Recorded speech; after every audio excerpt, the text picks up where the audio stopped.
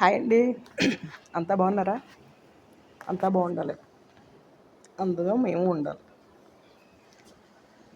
మా టెర్రస్ మీద మల్బరీ మొక్క ఉందండి.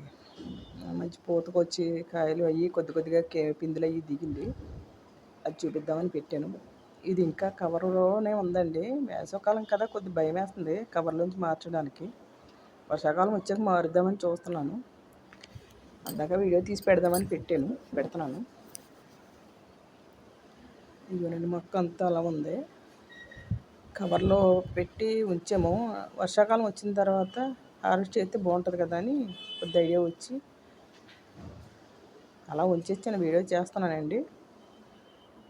చూడండి, ఇది మల్బరీ మొక్క.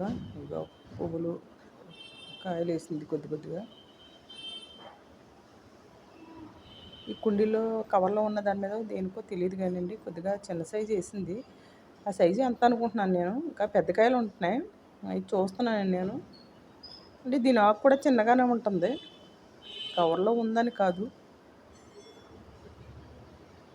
దాని పక్కనే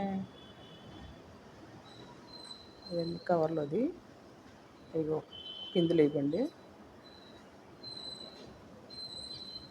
చెట్టు అంతా కానీ కాయలు ఉన్నాయి. ఇది చిన్న సైజు మల్బరీ అనుకుంటున్నాను.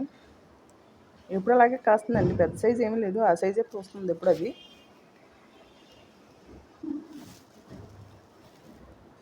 చూసారా, ఇది బత్తా చెట్టు అండి. ఇది మొన్న పూత మీద ఉండగానే హార్వెస్ట్ చేశాను. కొత్త పూత రాలిపోయింది, టబ్బులో పెట్టానమాట. అది 3 కాయలు ఉన్నాయండి. దీన్ని నేరుడైతే చాలా కాయలు కాసింది. ఇది మార్చినందుకు ఎందుకో మొత్తం మీద రాలిపోయి ఆ 3 కాయలు ఉన్నాయి దాన్ని. ఇదండి, ఈ సైజు కాయ కాయడం అంటే గొప్పే.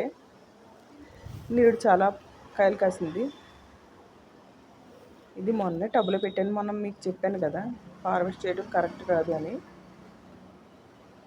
అది ఏంటంటే పూత మీద ఉంది, ఏమవుతుంది కదా అని నేను మార్చాను. మొక్క అయితే ఏం కాలేదు, ఏంటంటే కొద్దిగా పూత రాలినట్టుంది. నేడి మీద తక్కువ కాసింది. అదే, థ్యాంక్ యూ.